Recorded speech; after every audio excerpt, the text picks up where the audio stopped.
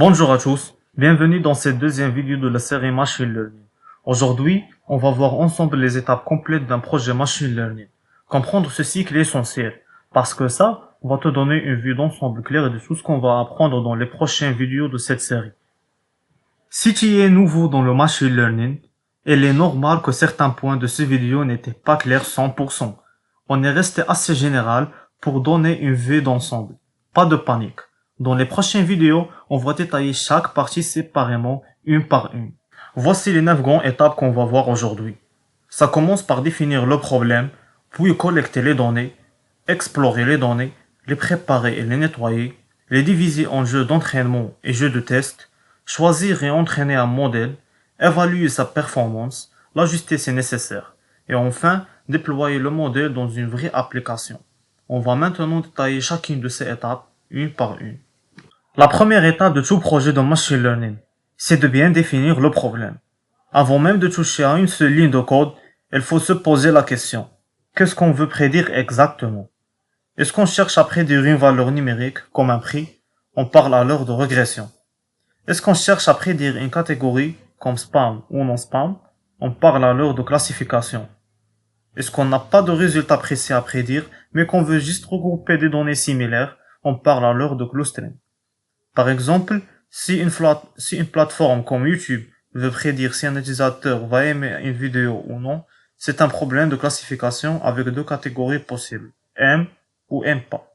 Cette étape est importante parce qu'une mauvaise définition du problème au départ peut faire échouer tout le projet, même si le modèle utilisé ensuite est excellent. Une fois qu'on a bien défini le problème, la deuxième étape consiste à collecter les données nécessaires pour entraîner le modèle. Ces données peuvent venir de plusieurs sources différentes, des bases de données internes à une entreprise, des fichiers CSV ou Excel, ou encore du web scraping, qui consiste à extraire automatiquement les données depuis des sites internet. Par exemple, pour prédire la performance d'un joueur de foot, un club collecterait des statistiques de match, comme le nombre de buts, de passes ou la distance parcourue sur plusieurs saisons. Il faut retenir un point essentiel. Plus les données collectées sont nombreuses et de bonne qualité, meilleur sera le modèle final. C'est souvent l'étape la plus longue et la plus sous-estimée d'un projet de machine learning. Avant de construire le modèle, il faut d'abord bien comprendre les données qu'on a collectées. Cette étape s'appelle l'exploration des données. Concrètement, ça consiste à examiner la structure du dataset. Combien de lignes et de colonnes il contient, quel type de données on manipule, s'il y a des valeurs manquantes ou des valeurs aberrantes, et à quoi ressemblent les distributions grâce à des graphiques. Par exemple, avant d'analyser les statistiques d'un joueur de foot, on vérifierait s'il y a des valeurs manquantes, comme des matchs sans données de distance parcourue enregistrées. Il faut retenir que sauter cette étape mène souvent à construire un modèle sur des données mal comprises ou de mauvaise qualité, ce qui peut fausser tous les résultats par la suite. Une fois les données bien explorées et comprises, il faut maintenant les nettoyer et les préparer avant de les donner au modèle. Cette étape comprend plusieurs choses. D'abord, gérer les valeurs manquantes. Soit on les supprime, soit on les remplace par une valeur comme la moyenne ou la médiane. Ensuite, encoder les variables catégorielles en chiffres, parce qu'un modèle de machine learning ne comprend que des nombres, pas du texte.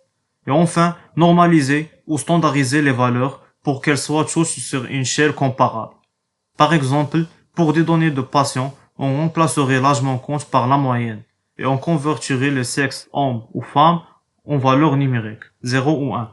Il faut savoir que cette étape de préparation des données peut prendre jusqu'au 80% du temps total du projet machine learning, mais elle reste absolument indispensable pour obtenir un bon modèle. Une fois les données préparées, il faut maintenant les diviser en plusieurs parties avant d'entraîner le modèle. Généralement, on sépare le dataset en deux. Un jeu d'entraînement, utilisé pour que le modèle apprenne, et un jeu de test qu'on garde de côté pour vérifier si le modèle fonctionne bien sur des données qu'il n'a encore jamais vues. Une répartition classique est de garder 80% des données pour l'entraînement et 20% pour le test. Par exemple, sur 1000 matchs de football analysés, on utiliserait 800 matchs pour entraîner le modèle et on garderait les 200 autres pour vérifier si ces prédictions sont fiables.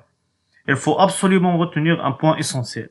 Il ne faut jamais tester le modèle sur les mêmes données qu'on a servi à l'entraîner. Sinon, ça fausserait complètement l'évaluation de sa performance. Une fois les données prêtes et divisées, on arrive à une étape centrale. Choisir le modèle adapté au problème qu'on avait défini à la toute première étape. Le choix du modèle dépend directement du type du problème. Pour prédire une valeur numérique, on utilisera plutôt une régression linéaire. Pour classifier des données en catégories, on pourra utiliser un arbre de décision ou une régression logistique. Et pour regrouper des données sans étiquette, on utilisera un algorithme comme K-means. Une fois le modèle choisi, on l'entraîne sur le jeu d'entraînement. En ajustant progressivement ses paramètres internes pour minimiser ses erreurs de prédiction. Par exemple, pour prédire le prix d'un appartement, une valeur numérique, on choisirait un modèle de régression linéaire, puis on l'entraînerait sur les 800 annonces gardées pour l'entraînement. Il faut retenir qu'il n'existe pas de modèle universel qui fonctionne mieux pour tous les problèmes. Le bon choix dépend toujours des données et du contexte. Une fois le modèle entraîné, il faut maintenant mesurer sa performance réelle en l'utilisant sur le jeu de test, c'est-à-dire les données qu'elle n'a jamais vues pendant l'entraînement. Pour ça, on utilise des métriques adaptées au type de problème. Pour un problème de classification, on regarde des métriques comme la précision, le rappel ou la matrice de confusion. Pour un problème de régression, on regarde plutôt l'erreur moyenne entre les valeurs prédites par le modèle et les valeurs réelles. Par exemple, sur les 200 appartements qu'on avait gardés pour le test, on comparerait les prix prédits par le modèle au prix réel de vente pour mesurer l'écart moyen d'erreur. Il faut retenir un point très important.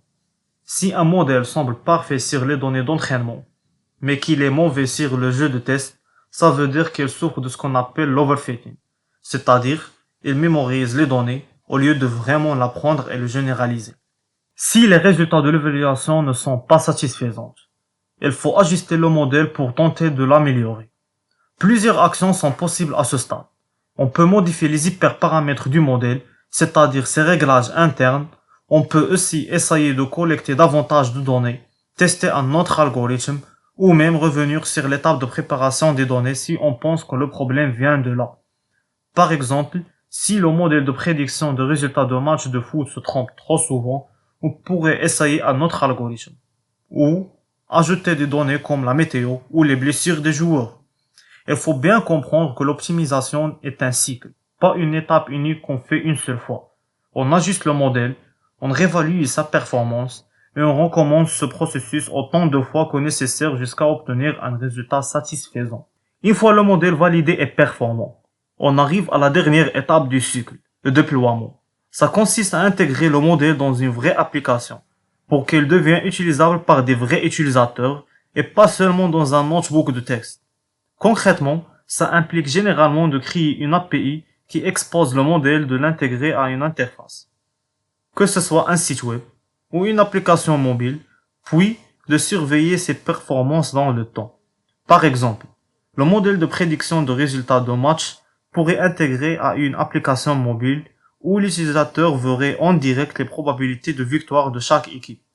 Il faut absolument retenir qu'un modèle déployé doit être surveillé en continu parce que ses performances peuvent baisser avec le temps si les données réelles évoluent différemment de ce sur quoi il a été entraîné. Et voilà, on arrive à la fin de cette deuxième vidéo. Maintenant, tu connais les 9 étapes essentielles d'un projet de machine learning, de la définition du problème jusqu'au déploiement du modèle. Ce cycle est vraiment la colonne vertébrale de tout projet de machine learning, que ce soit un projet académique ou une application professionnelle. À la prochaine.